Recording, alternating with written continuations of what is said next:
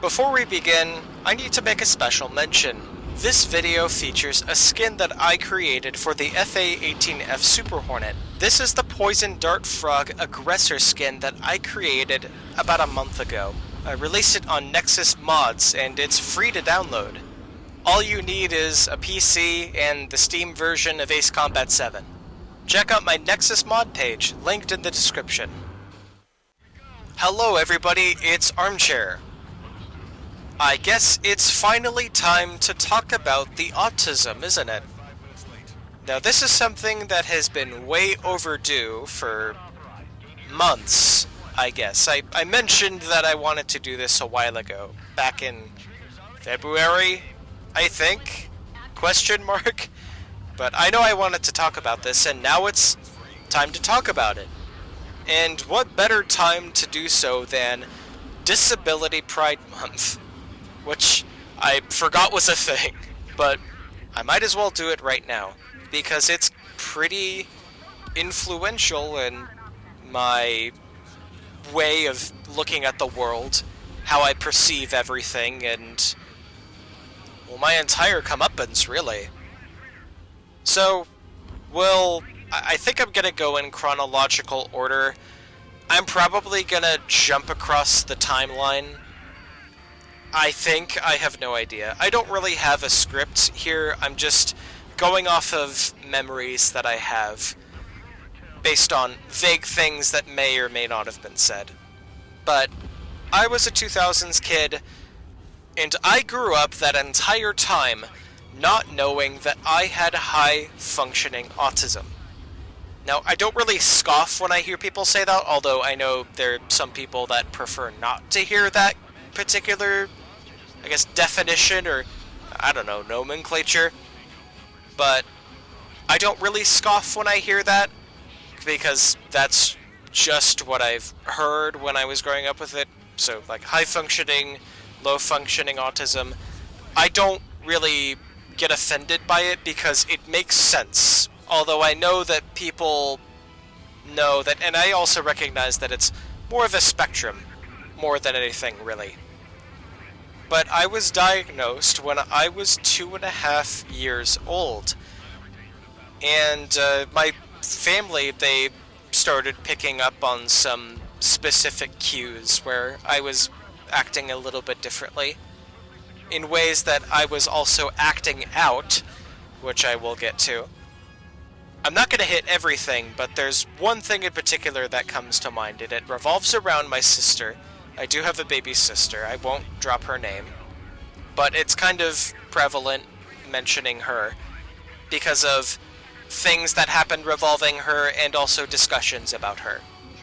But when I was diagnosed, I was taken to a neurologist. I forget who does these things. But we were taken to a specific person. My family decided to get me screened for autism, which that was confirmed that I do have it. And there were different things that were considered things that we could do revolving around my education. I was ultimately taken to a special place for preschool and kindergarten. But before we get to all that, there were some things that my parents noticed, and they've told me about this too. Things that I kind of did. We had a red tricycle, and it's just the most generic the tricycle that you could ever think of. So I would rarely, I would ride it, but more often than not, I would flip it over upside down and then just spin the wheels. And that's about it. I liked seeing things spin around. I used to run around in circles and listen to classical CDs as I did so. That was kind of a thing that I was known for. I would run around in circles and I would spin things in circles. The tricycle, tires, as well as whatever toy cars I had or like toy trains I had. I would flip those over and then I would just spin the wheels with basically nothing else in mind. Just an alternative way of playing with the toys that other neurotypical people would. Also, something else that was introduced to me, like an idea, I was seeing lots of different violin teachers and stuff. One of them, she had an autistic daughter, and something that came up, we were just talking about how both of us had autism. Something that the teacher brought up was how the daughter would not point at things and share her experience with other people. Like, how babies would point at something and say, like, look, to, I guess, make sense of what they're looking at. But I guess autistic people, like autistic babies, would keep to themselves more, and they would just not really say anything. So I probably did that. I don't know, that something about that came up in the discussion, and I think my mom remembered something that I didn't. Because I was a baby, I wouldn't remember something like that. But what I do remember for sure were things that I did. I had a lot of tantrums. And this is where my sister comes up in the story again. The neurologist, or whoever the hell my parents took me to, mentioned, and they already had my sister, they mentioned that growing up with a sibling, I would be able to learn from them and emulate their behavior so that I can fit in social circles better. Like normal social circles better. And I do have to say, that didn't help in the slightest. And there was some problems growing up with her. Things that I would kind of do because something triggered a response in me. And you can probably see where this is going in terms of me bringing up tantrums in that same kind of cadence. I grew up watching, well, we had a VCR player, of course. I was a 2000s kid. We had Dumbo, the good one, not the shitty one that was made by who was it? Tim Burton. Because that's way too new. So we had the VHS for Dumbo. And it was the scene where Dumbo was getting harassed, and Mrs. Jumbo is her name. Mrs. Jumbo, the mom, started protecting Dumbo, and then she started getting whipped by the people running the circus, and then she started running amok, and that triggered a tantrum in me.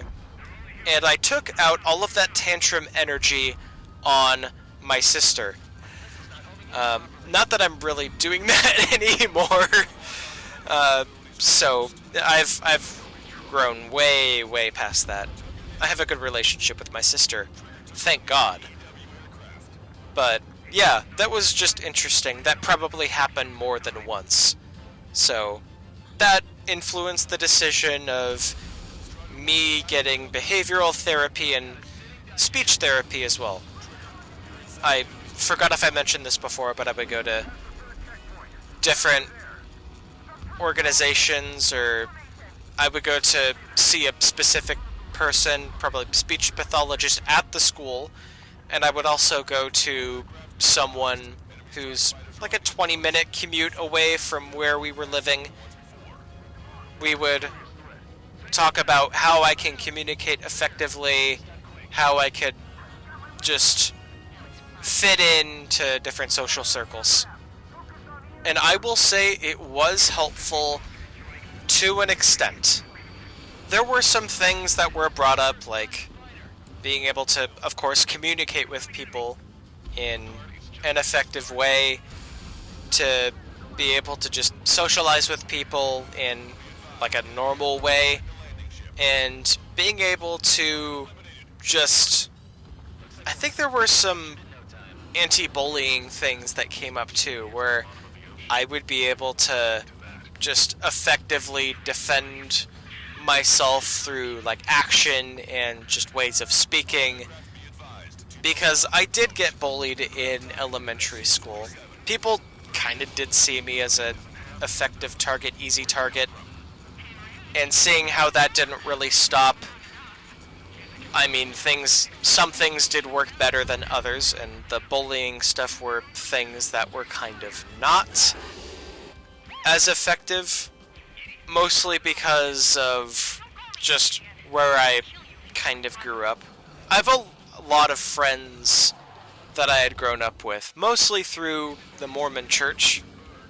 My family is very much committed to living the Mormon life, and we are a part of a nicely sized ward, and the ward that we grew up in, there were a lot of kids that were my age, and they would openly just hang out with me, and if I got into any kind of trouble, they would have no hesitation in just helping make sure that I'm okay. They would just talk to me, make sure that I'm doing alright after something happened. But as we started going to different places, that started happening less.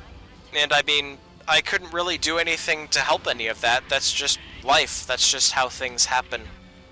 But I was very one-track minded with a lot of different things, and my friends and other people that were picking on me as an easy target, they absolutely saw that. I was very, very big into aviation and dinosaurs. One of those stuck with me. You could probably guess what that is based on what I'm playing. I was hyper-focused on fighter planes. A lot of it is because of Ace Combat. I was introduced to that when I was 5 years old, I think, or 5 or 6 years old. I was regularly taken to Miramar, which is the Marine Air Base in San Diego, California.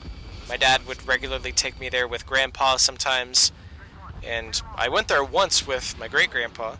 He kind of hated it because of how loud it was. But yeah, I grew up in that environment. It was really, really cool, and I really appreciate just my parents encouraging that passion to grow, and a lot of the things they've done, they've really kind of catered to that, which I really, really appreciate them not shooting that obsession down. Although, frankly, it would take over conversations sometimes. But I've managed that. The dinosaur thing, I mean, that's kind of transformed. Dinosaurs are still cool, and I have done a lot of really amazing things just because of how passionate I was. I will say that has taken me places, even though I'm not really as engaged with it as I was. I was taken to the Dakotas specifically so that I can collaborate with the U.S. Forest Service and dig up dinosaur bones so that we could donate those things that we could find, like Edmontosaurus femurs and Triceratops skeletons and stuff. There was a soft-shell turtle that we dug up. We donated those to the South Dakota School of, I think, what is it? Geology and Technology or something? Science and Technology? Anyway, there were 3 big trips that I went on that revolved around paleontology, which was something that I was super hyper-focused and one-track minded on. And, yeah, some people did mention to me that I was very one-track minded about certain things. And I never really gave it a second thought, because after all of everything that I would just constantly talk about, I would never shut the fuck up about Ace Combat, fighter jets, things that I'd seen at Miramar, Top Gun because I watched that when I was like 9 or something, paper airplanes, which I was really big into paper airplanes, I still kind of am, but after all of this, I still had no idea that I had autism, because I had simply not a single iota of a clue what the fuck autism was. And that didn't come up until the bullying just kind of became worse. I mentioned this before, but I was notoriously bullied when I was in middle school. And unfortunately, when I went to middle school, a lot of those elementary school friends, they became a little bit harder to find. Because they lived in different areas and because some of them moved to different places, they weren't at that same middle school, and I just couldn't fall on the shoulders that I used to. And that made me feel really, really isolated. Other than a couple of people, including the person that I would end up dating, other than them and a few other people, I was kind of lonely. There was one person that kept bullying me past elementary school. He was somehow able to find me everywhere I went. And with all the other kids that were in the class that I was in, like the homeroom class, I think it's called. I mean, I've been homeschooled since like 7th grade, so I'm kind of out of the loop with how the structure works. But I will say, for the kids that were in my homeroom, boys will be boys, and they grow out of the phase. I mean, hopefully, you learn how to treat other people better. I was called gay as an insult. Little did I know that I would figure out that I myself was a little gay. But that's a whole nother thing. We're not talking about my bisexuality and where that's taken me. It got a lot harsher. And it got a bit more disgusting. And I just had no idea where to kind of take all of this. All I was really taught was, in the Mormon church, to be a peacemaker. And without that community that I grew up with, my Mormon friends that always had my back since they were gone, I had nowhere to go. And the pressure, it ultimately just got very, just too much, really. When I was about to cross the street and go to the middle school, I stamped my feet down and simply said, I can go no further. And I just went home. My mom was waiting for me to come home. I told her, I'm coming home, I can't go to school anymore. So we were just talking about what happened, and we were just talking about how I had been bullied for so long. And she kind of understood why and what people kind of saw in me that made me such a vulnerable target. And finally, after 13 years of being alive, the first ever discussion that I had took place where I learned for the very first time that I had autism, and I learned what it meant to me. Now, I'd love to get more into that, but I just got off of work and I am tired as hell, so we're not going to do that right now. But I will continue this in another video, and we'll see how long this spans for. So I hope you all found this informative, and I hope you found this insight in autism from an autistic person interesting. Thank you for listening, and I will see you all, hopefully, sooner rather than later, in part 2.